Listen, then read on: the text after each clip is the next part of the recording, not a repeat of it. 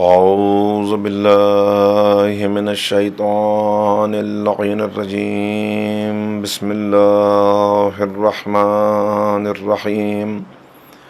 الحمد لله رب العالمين وبه نستعين وهو المعين، والصلاة والسلام على سيد الأنبياء والمرسلين، سیدنا و نبینا و شفیع ذنوبنا و طبیب قلوبنا و بالقاسم محمد و آلہ الطیبین الطاہرین المعصومین المظلومین المنتخبین المنتجبین. اما بعد فقد قال اللہ تبارک و تعالی فی کتابہ المجید و فرقانہ الرشید و قولہ الحق. بسم اللہ الرحمن الرحیم. الیوم اکملت لکم دینکم و اتممت علیکم نعمتی و رضیت لکم الاسلام دینا. صدق اللہ العلی العظیم. قرآن کریم کے سورہ مائدہ کی ان آیات کے ضمن میں ہماری گفتگو جاری ہے. میں نے آپ کی خدمت میں گزشتہ تقریر میں یہ عرض کیا کہ اسلام کس نعمت کا نام ہے. جب تک اس کی معرفت حاصل نہ کر لی جائے اس وقت تک اس کے شکریہ کا حق نہیں ادا ہو سکتا. احسان ہے اس معبود حقیقی کا کہ اس نے ہمیں اتنی عظیم نعمت عطا کی اور اعلان کر دیا کہ یہ وہ دین ہے کہ جسے اللہ نے کامل کر دیا اور جس سے اللہ راضی ہو گیا. نعمتیں تمام ہو گئیں. نعمت کے لیے بتایا گیا کہ جتنا تم نعمت کا شکر ادا کرتے چلے جاؤ گے اتنا ہی نعمت بڑھتی چلی جائے گی. وَإِن شَكَرْتُمْ لَأَزِيدَنَّكُمْ. تم شکریہ ادا کرو ہم نعمت میں اضافہ کرتے چلے جائیں گے. تو ہمیں نعمت اسلام ملی ہے، اس کی جتنی معرفت حاصل ہوتی چلی جائے اتنا شکریہ ادا ہوتا چلا جائے گا، اور جتنا شکریہ ادا ہوگا اتنا ہی معرفت میں اضافہ ہوتا چلا جائے گا. مگر میں نے عرض کیا تھا کہ پہلے یہ یقینی بنا لیا جائے کہ ہمیں اسلام مل گیا ہے، ہم اسلام کے ہو گئے ہیں. اس لیے کہ صرف کسی مسلمان گھرانے میں پیدا ہونا، مسلمان نام رکھ لینا، مسلمانوں کا سا حلیہ بنا لینا، مسلمانوں کی طرح سے نماز روزہ، حد یہ ہے کہ حج و زکوٰۃ کا ادا کر لینا، یہ انسان کو حقیقی مسلمان اور مومن نہیں بناتا. قانونی طور پر مسلمان بن جائے گا لیکن حقیقتاً جسے قرآن مومن کہتا ہے، جسے قرآن واقعی مسلمان کہتا ہے، وہ نہیں بن سکتا اس وقت تک جب تک یہ جہالت کی تاریکیوں سے نکل کے علم کی روشنی میں نہ آ جائے. میں نے عرض کیا تھا کہ اسلام کسی نسلی تشخص کا نام نہیں ہے، لہٰذا علم کے بغیر جہالت کے ساتھ ایک انسان نسلی تشخص تو رکھ سکتا ہے کہ وہ انگریز ہو، جہالت کے ساتھ وہ مرزا ہو، جہالت کے ساتھ وہ پٹھان ہو، پنجابی ہو، لیکن جہالت کے ساتھ کوئی مسلمان ہو جائے یہ نہیں ہو سکتا. مسلمان ہونے کے لیے علم کا آ جانا ضروری ہے، اور علم کا آنا یعنی روشنی کا مل جانا یہ پہلا قدم ہے. جب تک دوسرا قدم نہ اٹھائے منزل کے قریب نہیں ہو سکتا. روشنی آ گئی تو اب اس روشنی میں سفر کو طے کرنا ہے. یعنی جو چیز مسلمان کو غیر مسلم سے ممتاز کرتی ہے وہ ہے علم اور عمل. علم کس چیز کا علم؟ علم اس بات کا کہ میرے خالق نے مجھے اس دنیا میں کیوں بھیجا، وہ مجھ سے کیا چاہتا ہے، اس کا بتایا ہوا راستہ کون سا ہے جس پہ زندگی بسر کرنے سے وہ خوش ہوتا ہے، وہ کون سی باتیں ہیں جن سے وہ ناراض ہوتا ہے. اور پھر اس کے بعد عمل کہ جن باتوں سے وہ خوش ہوتا ہے اگر میں ان سے خوش نہیں بھی ہوں تو ان کو انجام دوں، اس لیے کہ اسے راضی کرنا ہے۔ جن باتوں سے وہ ناراض ہوتا ہے اگر مجھے ان سے لمحاتی طور پہ خوشی بھی محسوس ہوتی ہو تو ان سے رک جاؤں، اس لیے کہ اس کو راضی کرنا ہے۔ جن باتوں میں میرا فائدہ ہے اگر اس نے ان باتوں سے روک دیا تو اپنے فائدے کو چھوڑ دوں، اس لیے کہ اس کے حکم کو بجا لانا ہے۔ جن باتوں میں بظاہر مجھے نقصان نظر آ رہا ہے، مال کا نقصان، جان کا نقصان، وطن کا نقصان، ان سب کو بھی انجام دے لوں، اس لیے کہ وہ کہتا ہے الذین ہاجروا وجاہدوا، الذین آمنوا وہاجروا وجاہدوا فی سبیل اللہ اعظم درجۃ عند اللہ۔ کون سے لوگ ہیں جن کے درجات بلند ہیں؟ جو اس کی راہ میں ایمان لاتے ہیں، ہجرت کرتے ہیں، جہاد کرتے ہیں، اپنے جان و مال کی قربانی دے دیتے ہیں۔ تو جتنا اس احسان کو پہچانتا چلا جائے گا کہ مالک نے کتنی نعمتیں عطا کیں، اتنا ہی اس کے اندر شکر گزاری کا جذبہ بڑھتا چلا جائے گا، اور علم کے ساتھ عمل کر کے یہ اس کے قریب ہوتا چلا جائے گا۔ معرفت حاصل کرنا نعمت کی، یہ شکر گزاری کے جذبے کو بڑھائے گا، اضافہ کرے گا اس میں۔ احسان تو اتنے ہیں کہ ان احسانوں کو اتارنا بندے کے بس کی بات نہیں ہے، اس لیے کہ بندے کو تو جو کچھ ملا ہے وہ اسی کا عطا کیا ہوا ہے۔ بس یہ ہے کہ جو مقصد اس نے طے کیا اس مقصد کے مطابق زندگی گزارے۔ مقصد بتا دیا گیا کہ مقصد ہے عبادت، تو اب پہلے عبادت کی معرفت حاصل کرے، عبادت کا علم حاصل کرے تاکہ راہ عبادت میں عمل کے مرحلے طے ہو سکیں۔ عبادت کسے کہتے ہیں؟ ایک عام تصور جس نے بہت بڑی غلط فہمی پیدا کر دی اور جس کی وجہ سے ہم کسی کو بھی بڑی آسانی سے مومن ہونے کا درجہ دینے لگے، یا کسی کو بھی بڑی آسانی سے یہ سمجھا جانے لگا کہ یہ اللہ والا ہے، وہ یہ کہ مفہوم عبادت سے انسان بے خبر ہو گیا اور وہ سمجھنے لگا کہ نماز پڑھ لینا، روزہ رکھ لینا، تسبیح، تلاوت، صدقہ، اس کی راہ میں کچھ قربانی، بکرا قربان کر دیا، دمبا قربان کر دیا، بس اسی کا نام عبادت ہے، جبکہ حقیقتاً عبادت کا مفہوم کچھ اور ہے۔ یہ عبادت کے ارکان تو ہیں مگر یہ عبادت کے کلی مفہوم کو ادا نہیں کرتے۔ عبادت عبد سے ہے، اور عبد کہتے ہیں غلام کو۔ غلام کیسا ہوتا ہے؟ غلام، ایک آقا نے غلام خریدا اور اس غلام کو خرید کے وہ اپنے گھر کی طرف پلٹ رہا تھا، خیال پیدا ہوا کہ یہ غلام دوسرے علاقے کا ہے۔ آقا مہربان تھا، اچھا انسان تھا، اس نے اس سے سوال کیا کہ بھائی یہ بتاؤ تم لباس کیسا پہنو گے؟ اس نے حیرت کی نظروں سے اپنے آقا کو دیکھ کر کہا کہ میں کیسا لباس پہنوں گا؟ میں تو آپ کا غلام ہوں، جیسا لباس آپ چاہیں گے ویسا لباس مجھے پہنائیے، مجھے حق نہیں کہ میں چوں و چرا کروں۔ کہا کہ اچھا یہ بتاؤ کہ تم کہاں رہو گے؟ کہا کہ یہ سوال غلام اس کا کیا جواب دے، آپ جہاں رکھیں گے میں وہیں رہوں گا۔ کہا کھاؤ گے کیا؟ کہ جو کھلائیں گے وہی کھا لوں گا، اس لیے کہ میں غلام ہوں۔ یہ باتیں سن کر وہ نرم مزاج، وہ اچھا انسان جو اس کا آقا تھا، وہ رونے لگا۔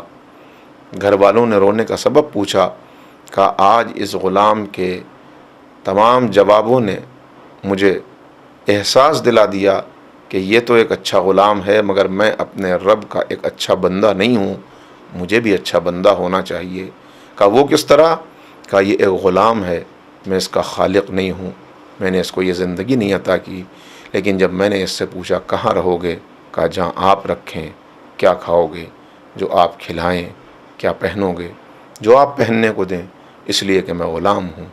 کہا میں خالق نہیں ہوں، میں نے اس کو خریدا ہے، مگر اس نے مکمل طور پہ خود سپردگی کا اظہار کیا کہ اس کی اپنی کوئی مرضی نہیں ہے، جو آقا کی مرضی ہو غلام اسی پر تسلیم ہو جاتا ہے، اسی پر سر بسجود ہو جاتا ہے، وہ تو میرا مالک بھی ہے، خالق بھی ہے، رازق بھی ہے، اتنی نعمتیں اس نے دیں جن کو شمار نہیں کیا جا سکتا، پھر میں اس سے شکوہ و شکایت کروں؟ مجھے ایسی قناعت حاصل ہونی چاہیے کہ میں بھی واقعی اس کا بندہ کہلا سکوں جیسے یہ میرا سچا غلام کہلائے گا۔ تو غلام ہونے کے لیے، عبد ہونے کے لیے پہلی چیز ہے کہ انسان یہ سمجھ لے کہ اس کی زندگی کا ایک ایک لمحہ اس کے خالق کا ہے، وہ جیسے چاہے اس سے ان لمحات کو گزارنے کی تاکید کر سکتا ہے، حکم دے سکتا ہے، اس کو اس سے اختلاف کرنے کا حق نہیں ہے۔ تو غلام ہونے کے لیے یعنی عبد ہونے کے لیے، بندہ ہونے کے لیے پہلی شرط یہ ہے کہ وہ اس کا وفادار ہو، دوسری شرط یہ ہے کہ اطاعت گزار ہو، تیسری شرط یہ ہے کہ آقا کا احترام کرتا ہو۔ ایک غلام ایسا ہے جو اپنے آقا کا وفادار تو بہت ہے، جھک جھک کے اس کو سلام کرتا ہے، سجدے میں گر جاتا ہے، بار بار سر جھکا کے اس کے آگے کھڑا ہوتا ہے، لیکن جب وہ کہتا ہے کہ جاؤ ذرا بازار چلے جاؤ، یہ سامان خرید کے لے آؤ، ان چیزوں کی ضرورت ہے، یہ ساری چیزیں لے کے جلدی گھر واپس لوٹو، تو یہ جھک جھک کے اسے سلام کرنے لگتا ہے، یہ ادب سے اپنا سر جھکانے لگتا ہے۔ پھر وہ کہتا ہے کہ بھئی ایسا کرو، یہ جو ہمارے گھر میں پیچھے باغ ہے اس میں گندگی بہت ہو گئی ہے، ذرا اس کی صفائی کر دو، ذرا درختوں میں پانی ڈال دو، ذرا دیکھ لو، خبر لو جا کر۔ یہ رکوع کے عالم میں جھک جاتا ہے اور جو باتیں آقا کہہ رہا ہے اسی کو دہرانے لگتا ہے کہ ذرا باغ کی خبر لو، ذرا غنچوں کی خبر لو، ذرا پھولوں کو دیکھو، ذرا درختوں کا حال دریافت کرو، مگر اپنی جگہ سے حرکت نہیں کرتا۔ تو یہ غلام احترام بھی کر رہا ہے، یہ غلام اپنے آقا کا وفادار بھی ہے، لیکن اطاعت کرنے پہ تیار نہیں۔ تو بتائیے کیا اس کو واقعی غلام کہا جا سکتا ہے؟ کیا اس نے غلام ہونے کا حق ادا کیا؟ یہ آج کے مسلمانوں کی اکثریت میں سے ایک طبقے کا حال ہے کہ جو اللہ کے حکم کو سنتا ہے اور پھر اس حکم کو دہراتا ہے۔ قرآن میں جو کچھ کہا گیا اسے یہ پڑھتا ہے، جیسے وہ غلام آقا کی کہی ہوئی بات کو دہرا رہا تھا کہ باغ میں جاؤ، بازار چلے جاؤ، مگر ہل نہیں رہا تھا اپنی جگہ سے، ایسے یہ بھی دن رات تلاوت کرتا ہے، اور اس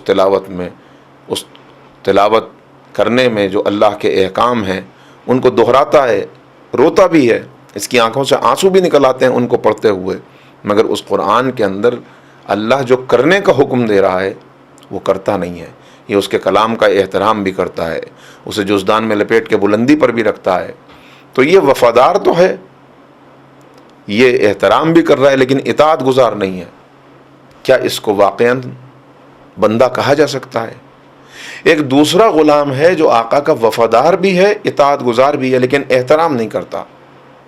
جب اس سے کہا جاتا ہے کہ جاؤ ذرا بازار سے سودا لے آؤ، تو پلٹ کے جواب دیتا ہے کہ ہاں لے آئیں گے جب ہمارا دل چاہے گا، پیر پٹک کے نکل جاتا ہے، کچھ دیر کے بعد سودا لے کے آ جاتا ہے۔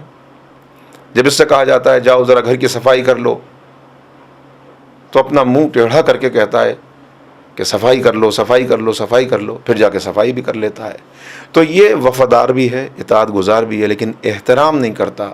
بتائیے کیا ایسے شخص نے حق ادا کیا؟ نہیں، مکمل طور پر تو اس نے بھی حق نہیں ادا کیا۔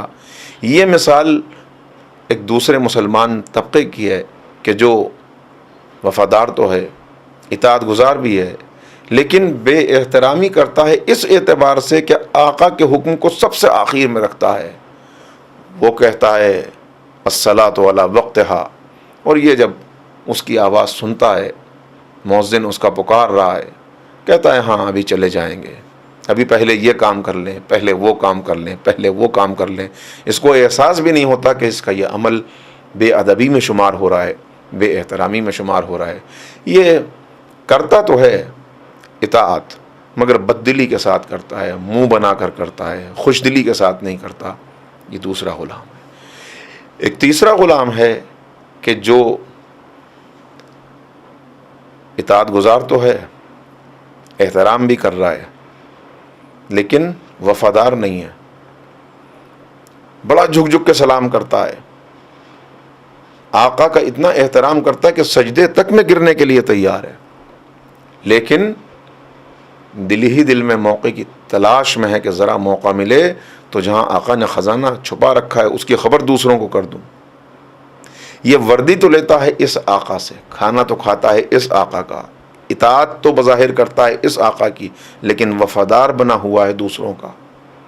ایسے ہی غلام کو قرآن نے منافق کہا کہ جو جب آپ کے سامنے آتے ہیں تو ایسے آپ کا احترام کرتے ہیں جیسے آپ کے اصحاب احترام کریں، اسی طرح بیٹھتے ہیں، مگر جب آپ کی بزم سے نکلتے ہیں تو مذاق اڑاتے ہیں، اس موقع کی تلاش میں رہتے ہیں کہ کب موقع ملے ہم اسلام کو ختم کر دیں، اس کی بنیادوں کو کھوکھلا کر دیں۔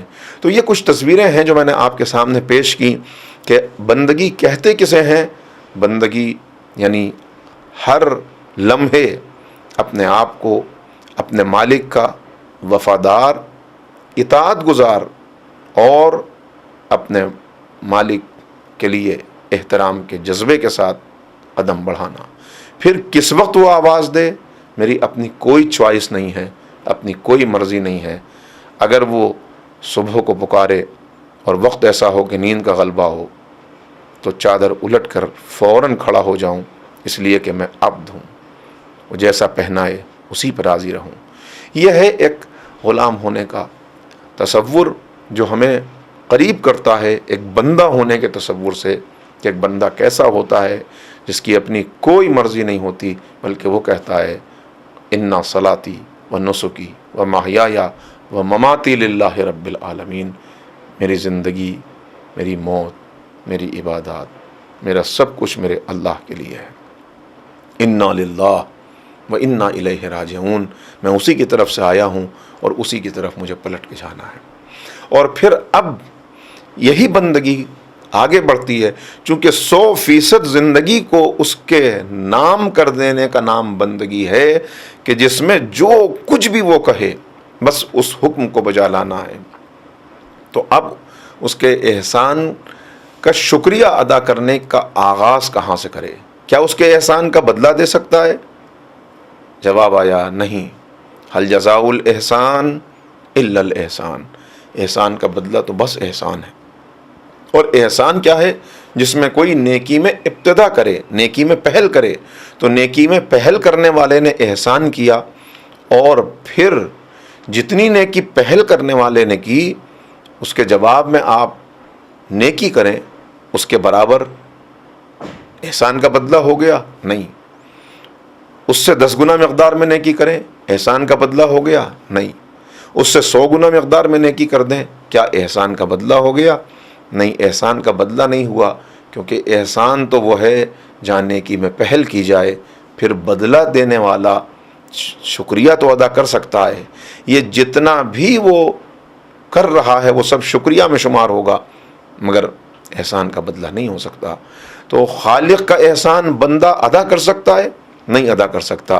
چلیے ایک قدم پیچھے ہٹ جائیں، ہمیں احسان کا شکریہ ادا کرنا ہے، آغاز کہاں سے کریں، پہلا قدم کہاں سے اٹھائیں؟ کہا کہ یہ بتاؤ خالق کو پہچانوایا کس نے؟ کیا تم نے خود پہچان لیا؟ کہا نہیں، ہم تو نہ پہچان سکتے، ہم کہاں وہ نگاہ رکھتے ہیں، ہم کہاں وہ عقل رکھتے ہیں، ہمارا شعور اتنا بلند کہاں، ہمارے پاس وہ بصیرت کہاں، ہمیں تو پہچانوایا ہمیں تو پہچانوایا کن ہستیوں نے پہچانوایا؟ کا پہچانوایا محمد و آل محمد علیہ الصلاۃ والسلام نے، ہمیں پہچانوایا ہمارے نبی کریم نے، ہمیں پہچانوایا اہل بیت رسول نے۔ تو ان کا احسان بڑا احسان ہے، آؤ ان کا احسان اتار دیں، تاکہ کہیں سے تو احسان کے شکریہ کی ابتدا ہو۔ کہ کیا تم اتار سکتے ہو احسان ان کا؟ اتار سکتے ہو؟ نہیں، ان کا احسان اتنا احسان ہے کہ جس کو تصور بھی نہیں کر سکتے۔ احسان کی ادائیگی کا مرحلہ تو تب شروع ہوتا ہے جب احسان کرنے والے کی طرف سے نیکیوں کا سلسلہ رک جائے، عطاؤں کا سلسلہ بند ہو جائے۔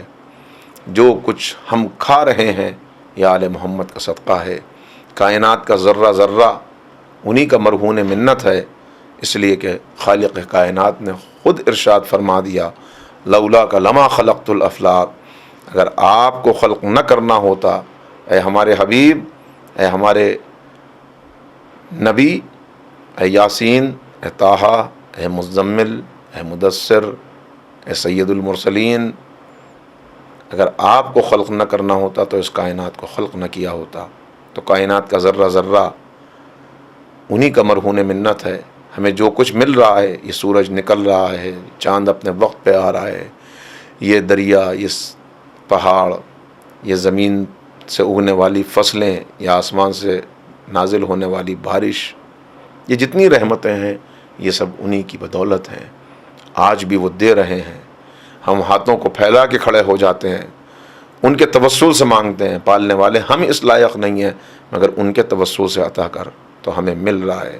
اولاد دے دے، بیماری سے صحت دے دے، پالنے والے ہمیں تنگ دستی میں مبتلا ہیں، روزی میں برکت دے دے، جو کچھ مانگتے ہیں ملتا ہے۔ تو احسان ہم لینے والے ہیں، مسلسل لینے والے، وہ دینے والے ہیں، مسلسل دینے والے۔ جب ان کی طرف سے عطاؤں کا سلسلہ رکا نہیں ہے تو پھر میں حق کیسے ادا کر سکتا ہوں؟ ہاں، شکریہ جتنا یہ احساس ہوتا چلا جائے کہ دینے والا کتنا عظیم ہے اور کیا کیا دے رہا ہے، وہی جو بات میں نے عرض کی کہ نعمت کی معرفت ہوتی چلی جائے، اتنا شکریہ خالص ہوتا چلا جاتا ہے، اتنا شکریہ ادا کرنے والی زبان میں پاکیزگی ادا ہوتی چلی جاتی ہے، پھر وہ شکریہ قابل قبول ہوتا ہے۔ تو ان کا بھی اچھا، اللہ کو پہچانوایا اہل بیت نے، اللہ کو پہچانوایا رسول اور آل رسول نے۔ رسول اور آل رسول کو کس نے پہچانوایا؟ انہیں پہچانوایا تمہارے والدین نے۔ والدین، ماں نے گھٹی میں محبت ڈال دی ان ہستیوں کی تو میں بھی ان کی طرف متوجہ ہوا۔ والد نے بار بار بتایا کہ یہ ہستیاں کتنی عظیم ہیں، تو میرے دل میں بھی ان کی عظمت پیدا ہوئی۔ تو آئیے اور ایک قدم پیچھے ہٹ جائیں۔ اللہ کو پہچانوایا اہل بیت نے، اہل بیت کو پہچانوایا والدین نے۔ چلیے والدین سے شکریہ کا آغاز کرتے ہیں، پہلے ان کا حق ادا کر لیں، ان کا حق ادا کرنے کی کوشش کر لیں۔ حق تو ادا نہیں ہو سکتا لیکن یہ پہلا قدم قرار پائے گا۔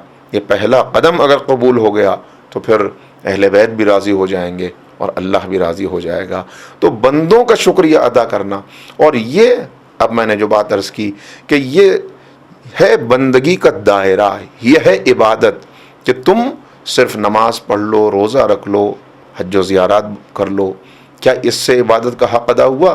نہیں، یہ ارکان عبادت ہیں، یہ اصل میں ٹریننگ ہے تمہیں سچا بندہ بنانے کی، جس کی تفصیل آئندہ مجالس میں عرض کروں گا۔ لیکن اس وقت اس بات کو واضح کر دینا چاہتا ہوں کہ وہ جس نے یہ زندگی عطا کی، جس نے یہ اتنے احسانات کیے، جس نے ہمارے لیے کارخانہ قدرت سجایا، اور جس نے خود کہا سخر لکم الشمس والقمر، سخر لکم اللیل والنہار، ہم نے تمہارے لیے سب کچھ مسخر کر دیا، وہ یہ کہتا ہے کہ میری عبادت کا دائرہ اتنا تنگ نہیں جتنا تم سمجھتے ہو۔ میری عبادت یہ ہے کہ پہلا قدم اٹھاؤ اپنے گھر سے، پہلے اپنے ان محسنوں کو پہچانو جو تم کو نظر آ رہے ہیں۔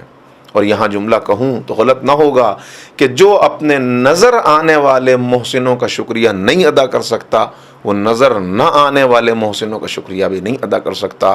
نظر آنے والے محسن تمہارے بوڑھے والدین، اور ذرا اس دائرے کو وسیع کرو تو تمہارے خاندان کے افراد، تمہارے اساتذہ، ہر وہ انسان جو کسی نہ کسی طریقے سے تم سے وابستہ ہے، اس لیے کہ انسان اکیلا زندگی نہیں گزار سکتا، انسان اجتماعی زندگی گزارتا ہے۔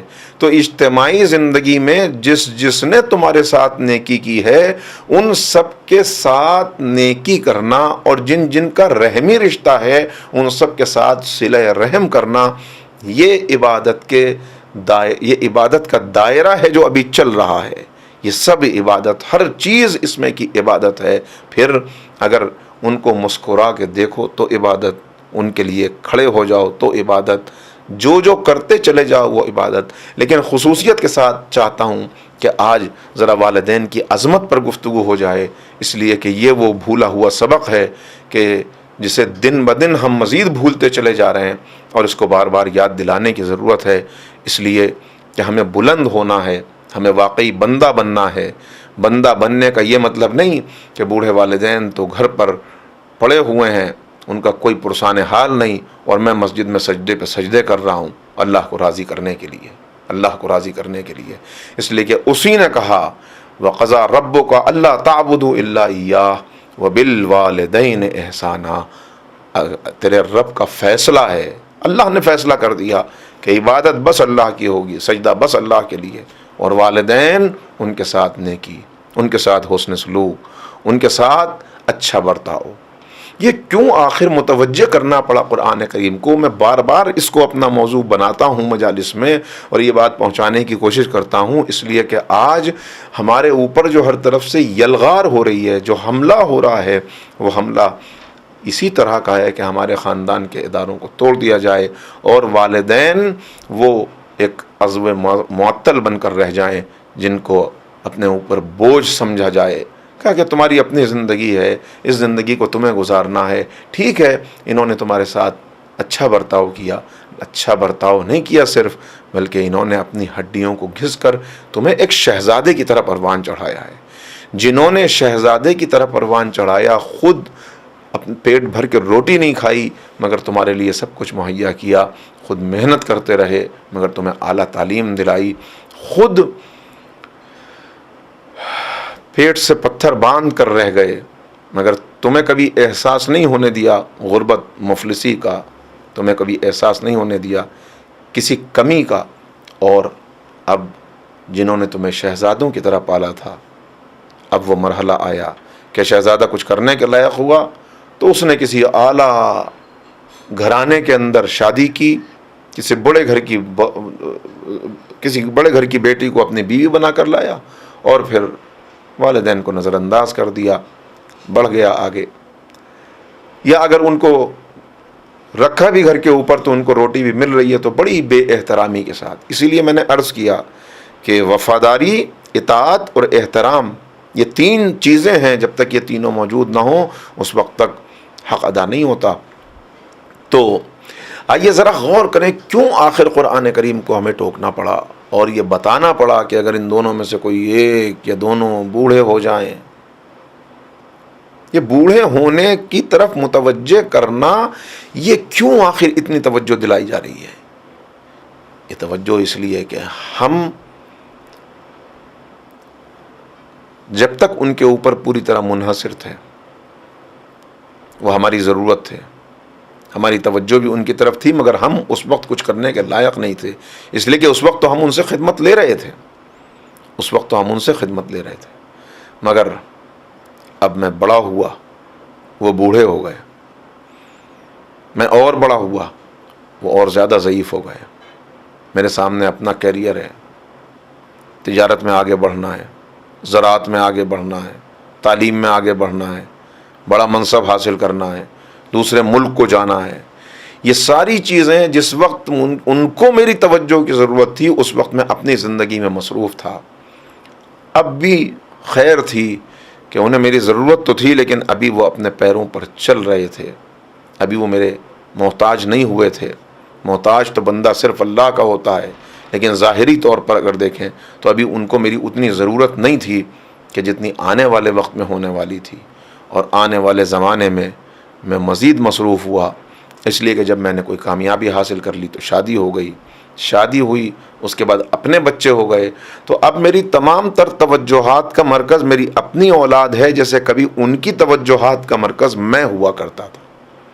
وہ مزید نظر انداز ہوئے، میں مزید مصروف ہوا۔ اب تعلیمی سرگرمیاں بھی ہیں، تجارت بھی ہے، ملازمت بھی ہے، بچوں کو بھی دیکھنا ہے، دنیا داری بھی نبھانی ہے، دوسرے خاندان سے رشتہ جڑ گیا ہے تو اپنے سسرال کا بھی کچھ خیال کرنا ہے۔ میں مصروف ہوتا چلا گیا، وہ نظر انداز ہوتے چلے گئے، لیکن اب بھی وہ بہرحال کوئی نہ کوئی خدمت انجام دے رہے تھے. بوڑھا باپ بوڑھا ہونے کے باوجود اب اتنا کچھ پہلے جیسا نہیں کر سکتا تھا، لیکن بازار سے سبزی تو لا سکتا تھا. پھولی ہوئی سانسوں کے ساتھ سبزی لے آتا تھا. ماں اب پہلے جیسی خدمت تو باورچی خانے میں انجام نہیں دے سکتی تھی، مگر سبزی کاٹ تو سکتی تھی.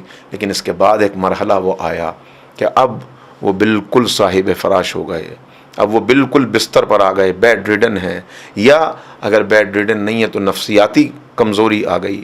بھولنے لگے، دوا کھائی اور بھول گئے، کھانا کھایا اور بھول گئے. پھر گھر پہ کوئی مہمان آیا تو اس سے شکوہ کرنا ہے کہ یہ مجھے کھانا نہیں کھلاتے. پڑوس میں گئے تو ان سے شکوہ کرنا ہے کہ مجھے ڈاکٹر کو دکھاتے نہیں، میری دواؤں کا خیال نہیں رکھتے. اب ایسے میں ایک اطاعت گزار بیٹا، ایک اطاعت گزار بیٹی کہ جو بہت خیال رکھتے ہیں اپنے والدین کا، وہ اب ذہنی الجھن میں مبتلا ہوں گے. ہم ان کا اتنا خیال کرتے ہیں، اپنے منہ میں لقمہ رکھنے سے پہلے ان کے منہ میں لقمہ دیتے ہیں، اپنی ضرورت پر ان کی ضرورت کو ترجیح دیتے ہیں، اور یہ ہماری شکایت کر رہے ہیں، یہ ہمیں بدنام کر رہے ہیں، یہ ہم پر بیجا تہمتیں لگا رہے ہیں. تو اب جو ناگواری کا چھوٹے سے چھوٹا لفظ انسان کی زبان پر آ سکتا ہے، اس بالکل ہلکی سی ناگواری، وہ ہے اف. اف اف، میں نے ان کے لیے اتنا کیا، اتنا کر رہا ہوں، اپنی ہر ضرورت پر ان کو ترجیح دے رہا ہوں، اور یہ میری شکایت کر رہے ہیں. بس یہاں قرآن کریم نے کہا وَلَا تَقُلْ لَهُمَا اُفٍّ وَلَا تَنْهَرْهُمَا، خبردار اف بھی نہ کرنا اور ان کو جھڑکنا بھی نہیں، خیال کرنا. دیکھیے آگے بڑھانے سے پہلے بات کو مجھے یاد آیا، وہ میں پڑھ رہا تھا اشفاق صاحب کا ایک مضمون، ہمارے ہمسایہ ملک کے ایک اچھی شخصیت، ایک ادیب اور بیداری کی باتیں کرنے والے. وہ بیان کر رہے تھے کہ ایک مرتبہ ہم ایک صحرا میں جا رہے تھے، اور ان کا چونکہ خدمت خلق میں ان کی زندگی گزر گئی، تو کہا کہ ایک مرتبہ کہیں جا رہے تھے اور ریگستانی علاقہ تھا. اس بستی کے حالات معلوم ہوئے تھے کہ بہت ناگفتہ حالات ہیں، تو وہاں کے معلوم کرنے کہ ان لوگوں کو کس چیز کی ضرورت ہے، کیسے ہم سپورٹ کر سکتے ہیں. ہم ایک ٹیم تھی جو جا رہی تھی وہاں پر. کا عجیب کا سفر تھا، بہت سا پانی ساتھ میں رکھ لیا تھا، مگر اتفاق سے سخت گرمی تھی، پانی ختم ہو گیا. کا پانی کا ذخیرہ ختم ہوا، سفر ابھی آگے طویل تھا، لیکن اب بڑھنا ممکن نہیں رہا، اس لیے کہ اتنی شدید پیاس. تو پھر رک گئے، وہ کہا کہ بھائی پہلے پانی تلاش کرو کہیں، اس لیے کہ اب پانی بہت کم رہ گیا ہے، پیاس بہت زیادہ لگ رہی ہے، اگر پانی نہ ملا تو سفر جاری رکھنا مشکل ہو جائے گا. تو کچھ ساتھی پانی تلاش کرنے چلے. کچھ دیر کے بعد ان میں سے ایک ساتھی واپس آئے، کہ بھائی گھبراؤ نہیں، پانی کا انتظام ہو گیا، یہاں پر پانی موجود ہے.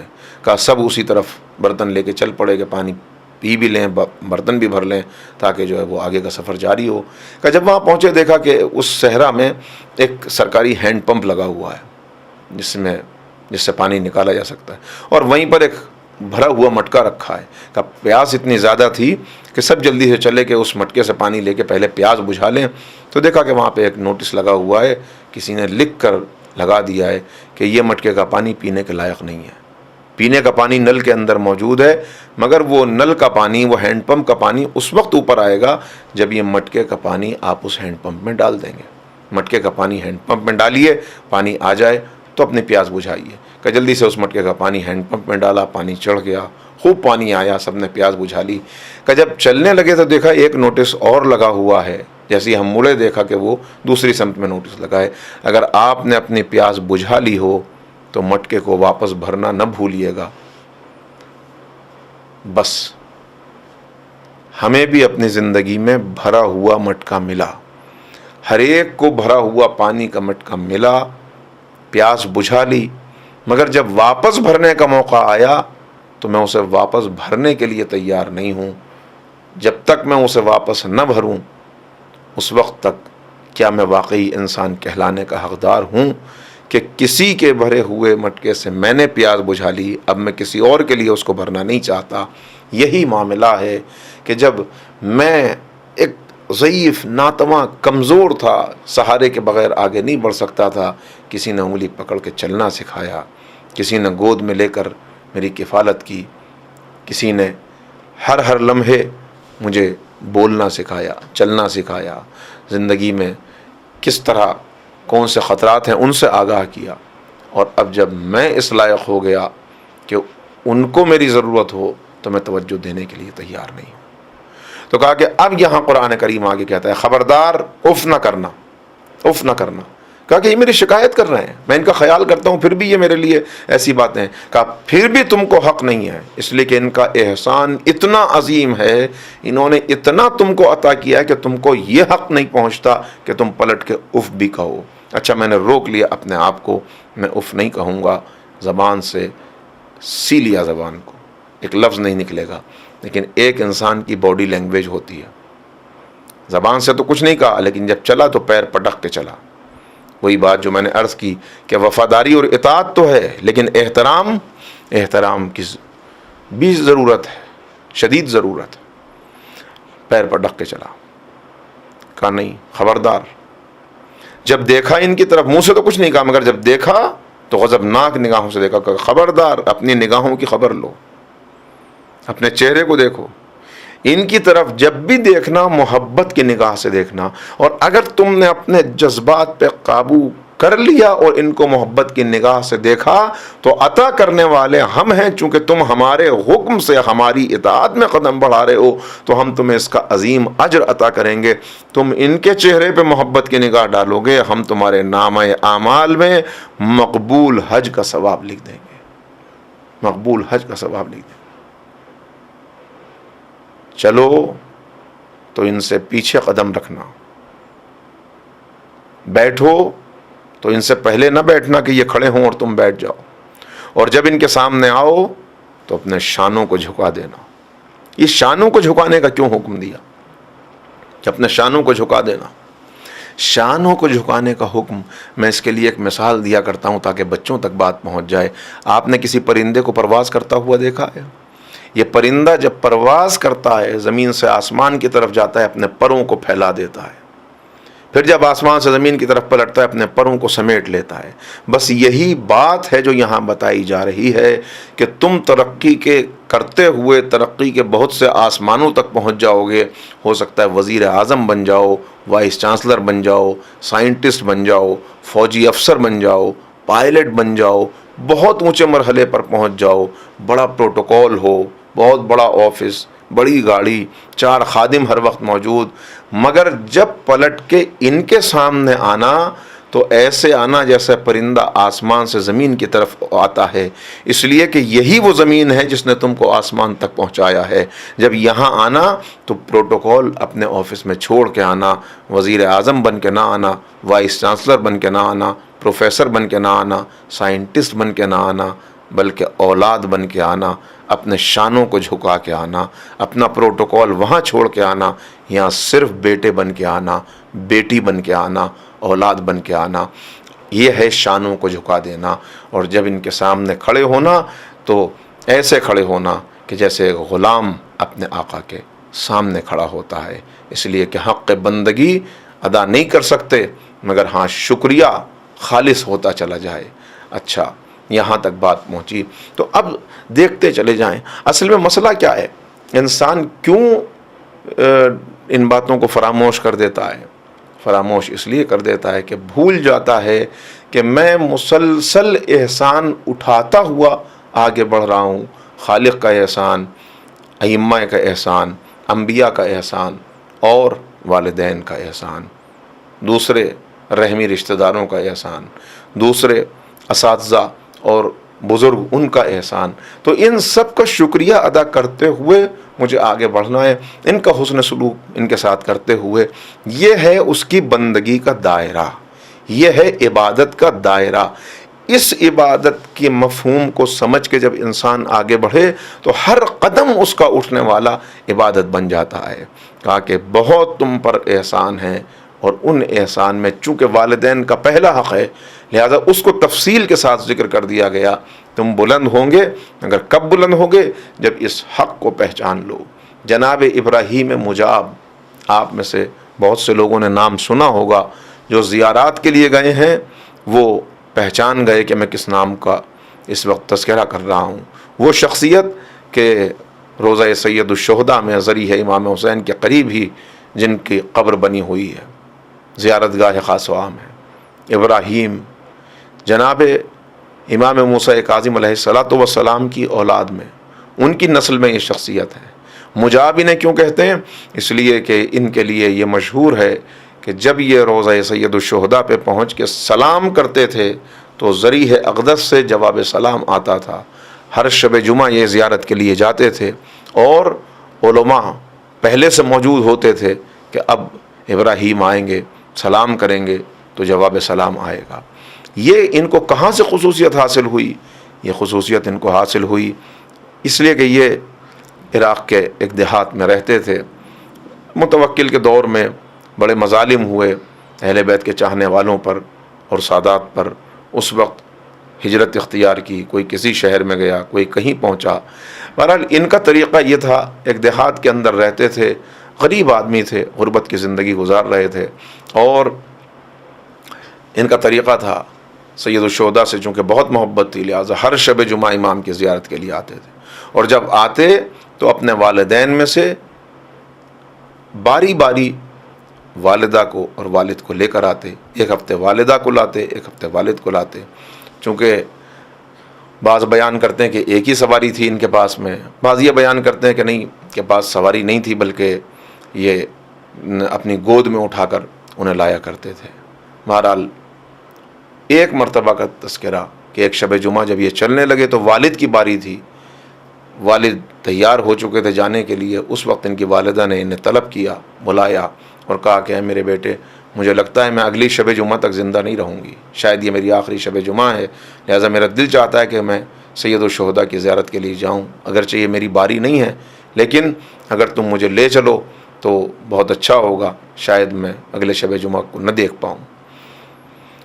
والد سے وعدہ پہلے سے ہو چکا ہے، وہ تیار ہو چکے ہیں، والدہ اب حکم دے رہی ہیں، انہوں نے کہا کہ جی بالکل ٹھیک ہے، اور اس کے بعد والد اور والدہ دونوں کو لے کر یہ چلے، اپنی گود میں لے کر چلے یا کندھے پر بٹھا کر کسی طرح چلے۔ جب پہنچے ہیں سید الشہداء کے روضے پر تو عالم یہ تھا کہ پیر زخمی ہو چکے تھے، خون بہہ رہا تھا، عالم تھا کہ کھڑا نہیں ہوا جا رہا تھا۔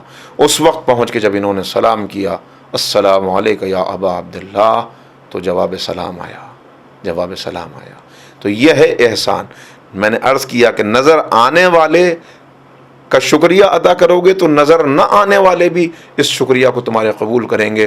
ان کا احسان اتارو گے تو گویا ان کا احسان اتارا۔ احسان تو بدلہ تو نہیں دے سکتے مگر شکریہ میں خلوص پیدا کر کے آگے بڑھتے چلے جاؤ۔ اصل میں مسئلہ کیا ہے کہ انسان چونکہ اس دنیا میں مصروف ہے، یہ دنیا بار بار بتایا گیا کہ یہ دنیا کیا ہے، وَمَا الْحَيَاةُ الدُّنْيَا إِلَّا مَتَاعُ الْغُرُورِ، یہ دھوکے کا گھر ہے، مچھر کا پر ہے۔ دنیا رنگین دنیا، یہ انسان کو اگر فریب دے دے اور اس کے فریب میں انسان آ جائے تو پھر اس کو نہ اپنا محسن یاد رہتا ہے، نہ عبادت یاد رہتی ہے، نہ مقصد زندگی یاد رہتا ہے، اور پھر وہ اس کے اندر الجھتا چلا جاتا ہے۔ جتنا اس جال کے اندر سے نکلنے کی کوشش کرتا ہے اتنا اور زیادہ جکڑتا چلا جاتا ہے۔ ضرورت اسی بات کی کہ وہ پہلے ہی قدم سے بیدار رہے اور توجہ رہے اس بات پر، ورنہ عالم کیا ہے؟ خواب میں ایک انسان سو رہا ہے، مثال کے طور پر ایک انسان سویا ہوا ہے اور خواب دیکھ رہا ہے، سوتے میں خواب دیکھ رہا ہے۔ خواب میں بہت سی چیزیں اس نے دیکھی۔ ایک مرتبہ اس نے خواب دیکھا کہ میں رستم سے جنگ کر رہا ہوں، مشہور پہلوان سے، میں نے رستم کو ہرا دیا، اس کو اٹھا کے پٹخ دیا، ہر طرف میری نام کے چرچے ہو رہے ہیں۔ پھر اس نے خواب میں دیکھا کہ میں حاکم بنا دیا گیا ہوں، سر پہ تاج رکھا ہوا ہے، بادشاہ ہوں میں، گڑا ہوا خزانہ کہیں سے مل گیا ہے، میں بہت دولت کا مالک بن گیا ہوں، ہر ایک جھک جھک کے احترام سے سلام کر رہا ہے، اس لیے کہ بہت سے لوگ دولت کی وجہ سے جھکتے ہیں انسان کے آگے۔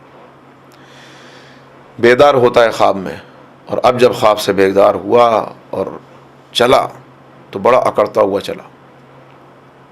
لوگوں نے دیکھا کہ ارے آج اس کی چال کچھ بدلی ہوئی ہے۔ کہا بھائی مجھ سے نہ ٹکنا، مجھ سے ایسے بات نہ کرنا، میں بہت بڑا پہلوان ہوں، میں نے رستم کو شکست دی ہے۔ کہا رستم کو شکست دی ہے؟ کب؟ کہا خواب میں۔ میں بہت بڑا حاکم ہوں. تم حاکم؟ کب حاکم بنے؟ کہا خواب میں بناؤں. میں بہت مالدار ہوں، بڑا خزانہ ہے میرے پاس. کب ملا خزانہ؟ خواب میں ملا ہے. تو مجھے بتائیے کیا خواب، ٹوٹے ہوئے خواب تو جڑا نہیں کرتے؟ ایک مرتبہ انسان بیدار ہو گیا تو گیا سب. خواب میں جو کچھ ملا ہے اس کے اوپر یہ اکڑ رہا ہے تو لوگ اس کے اوپر ہنسیں گے، اس کا مذاق اڑائیں گے، یا واقعی اس کا احترام کریں گے کہ بھائی بہت بڑا حاکم ہے، واقعی اس سے روب کھائیں گے کہ بہت بڑا دولت مند ہے، واقعی اس سے خوفزدہ ہونے لگیں گے کہ بہت بڑا طاقتور ہے. کہا کہ وہ تو سب خواب کی باتیں تھیں. خواب میں ہزاروں چیزیں ملنے سے، ہزاروں گاڑیوں کا مالک بن گیا میں خواب میں. کہا خواب میں ہزاروں گاڑیوں کا مالک بننے سے بہتر تھا کہ تم بیداری میں ایک چھوٹی سی گاڑی کے مالک ہوتے، وہی تم کو فائدہ پہنچاتی. تو خواب کے اندر ملی ہوئی چیزوں پر اکڑنا، ان کا رعب جمانا، ان کے بارے میں بار بار ذکر کرنا، یہ انسان کی بے وقوفی کی دلیل ہے، بے وقوفی کی علامت ہے. بس عزیزو، امیر المومنین حضرت علی ابن ابی طالب علیہ السلام فرماتے ہیں الناس نیام، دنیا والے سو رہے ہیں. یہ جو کچھ ہم دیکھ رہے ہیں یہ سب خواب ہے جو چل رہا ہے.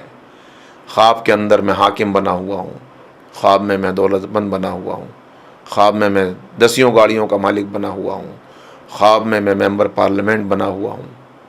خواب میں لوگ مجھ سے ڈر رہے ہیں، بڑا انسان اکڑ رہا ہے. لیکن جب یہ خواب ٹوٹے گا اور اس پہ حقیقت کھلے گی تب وہ کہے گا ارے میں تو بہت امیر تھا. کا خواب میں تھے. میرے پاس تو بہت دولت تھی. کا وہ خواب میں تھی. اب بتاؤ بیداری میں کیا لے کے آئے ہو؟ تو جیسے خواب میں ملنے والی چیزیں بیداری میں فائدہ نہیں پہنچاتی، ایسے ہی خواب میں انسان جتنی چیزوں کا بھی مالک بن جائے، اگر ان کو اگلی زندگی کے لیے نہیں بھیج سکا تو یہ اگلی زندگی میں، یعنی یہ جاگنے کے بعد کوئی فائدہ نہیں پہنچائیں گی. خواب کی سینکڑوں گاڑیوں سے بیداری کی ایک گاڑی اچھی تھی.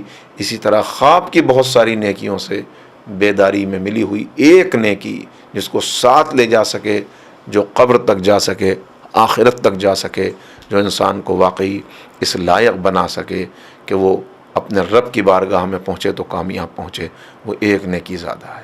بہت اہم ہے وہ ایک نیکی. ایک شخص تھا، اس کا جب انتقال ہونے لگا، بات یاد آ گئی تو عرض کیے دیتا ہوں جلدی سے آخر کلام میں. اس کا جب انتقال ہونے لگا تو اس نے وصیت کی اور کہا کہ میں وصیت کرتا ہوں کہ میرا فلاں باغ، میں بہت ساری چیزوں کے لیے وصیت کی، ایک باغ کے لیے وصیت کی کہ اس پورے باغ پر حضرت رسول خدا اور ان کے بھائی علی مرتضیٰ کا حق ہوگا. وہ جیسے چاہیں اس باغ کی کھجوروں کو ہر سال صدقہ کر دیا کریں، ہر سال دے دیا کریں. اس کے انتقال ہو گیا. اس کا بتایا گیا. امیر المومنین اور رسول خدا پہنچے اس باغ میں، بہت ساری کھجوریں اتری، وہ ساری کھجوریں تقسیم کر دیں. جب سب کھجوریں تقسیم ہو گئیں تو ایک چھوٹی سی کھجور باقی رہ گئی تھی. وہ کہیں رہ گئی ہوگی. جب وہ کھجور رسول اللہ کے سامنے لائی گئی کہ یا رسول اللہ یہ ایک کھجور رہ گئی ہے، پیغمبر نے کہا یہ ایک کھجور اگر وہ اپنی زندگی میں اپنے ہاتھ سے صدقہ کرتا تو ان ساری کھجوروں سے کہیں افضل تھا جو اس کے باغ سے اتری اور اس کی طرف سے بعد میں صدقہ کی گئی. تو زندگی میں کی جانے والی ایک نیکی، جو میں نے بات کہی کہ بیداری کے عالم میں حاصل ہونے والی ایک گاڑی خواب کی سینکڑوں گاڑیوں سے بہتر ہے. ایک مکان محل سے، چھوٹا سی جھوپڑی بھی ایک جو بیداری میں ہے وہ اس محل سے افضل ہے. اسی طرح وہ نیکیاں، اس کا فائدہ تو اس کو پہنچے گا لیکن جو اپنے ہاتھ سے دینے کا فائدہ ہے.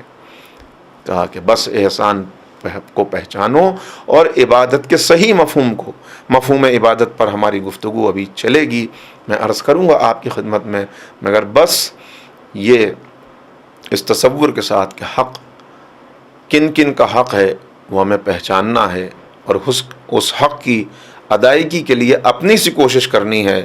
اسے ادا کر سکیں یا نہ کر سکیں مگر کوشش کرنا، یہی ہمیں کامیاب کرے گا.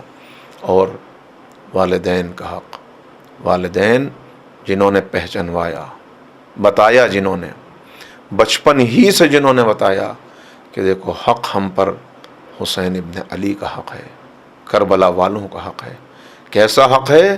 میں کہتا ہوں کبھی زبان پر یہ جملے بھی نہ لائیے گا ان ہستیوں کے لیے، کربلا والے شہداء کے لیے، کہ ہم سے ان کا حق نہ ادا ہو سکا، اس لیے کہ یہ جملہ یہ خود اس بات کی غمازی کر رہا ہے کہ میں کہنے کی کوشش کر رہا ہوں کہ میں نے حق ادا کرنے کی کوشش کی مگر حق نہ ادا کر سکا، مجھے یہ کہنے کا حق بھی نہیں ہے، یہ کہنے کا حق بھی نہیں۔ اس لیے کہ اگر کہیں پلٹ کے حضرت فاطمہ زہرا نے یہ پوچھ لیا کہ تو نے حق ادا کرنے کے لیے کیا کیا، تو کوئی جواب ہوگا میرے پاس؟ میں کیا کہہ سکتا ہوں؟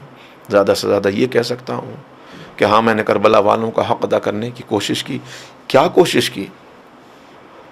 میں نے ان کے نام پر نظر دلائی، میں نے ان کے نام پر پانی کی سبیل لگائی، لیکن پلٹ کے اگر انہوں نے پوچھ لیا کہ پانی کی سبیل تو نے لگائی، پانی تیرے بچوں نے پی لیا، علی اصغر تو پھر بھی پیاسا رہا، سکینہ تو پھر بھی پیاسی رہی، نظر تو نے دی، کھا خود لیا، وہاں چھوٹے چھوٹے بچے بھوکے رہے، تو کوئی جواب ہوگا ہمارے پاس؟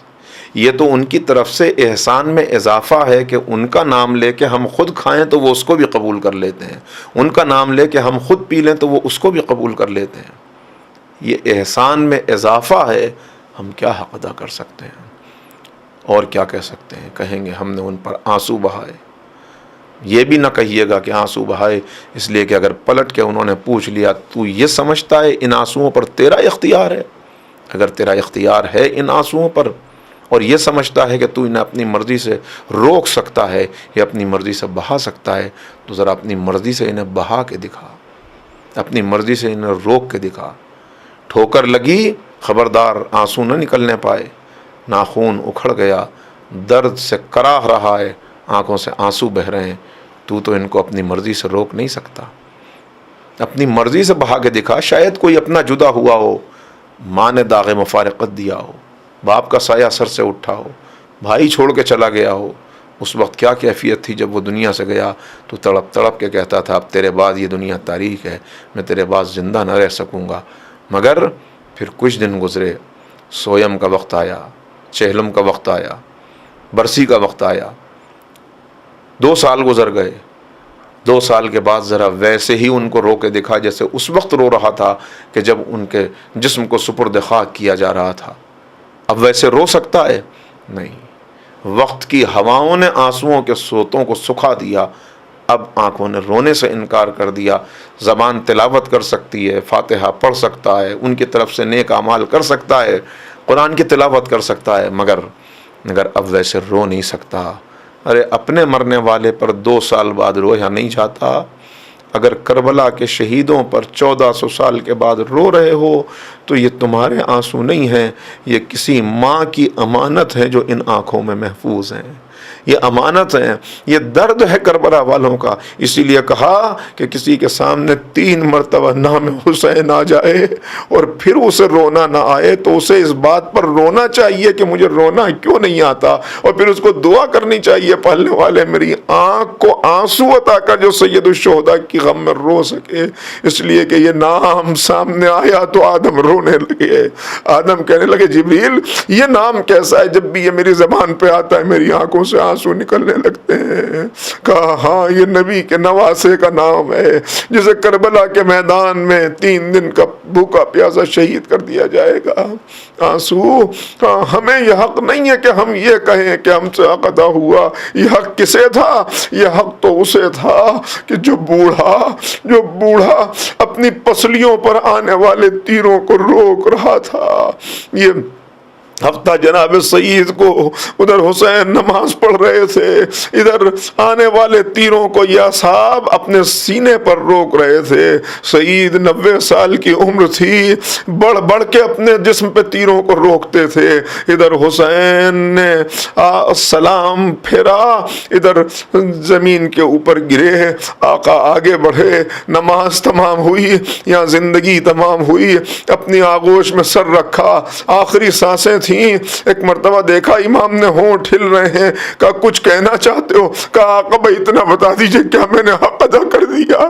کیا میں نے حق ادا کر دیا؟ ارے وہ اپنے جسم پہ تیر کھانے کے بعد بھی یہ یقین نہیں رکھتے کہ حق ادا ہو گیا۔ ہم آنسو بہا کے یہ سمجھیں کہ حق ادا ہوا، ہم نظر دے کے یہ سمجھیں کہ حق ادا ہوا، ہم سے حق ادا نہیں ہو سکتا۔ بھائی اتنا کہتے ہیں آقا ان آنسوؤں کو قبول کر لیجئے گا، اس عبادت کو قبول کر لیجئے گا۔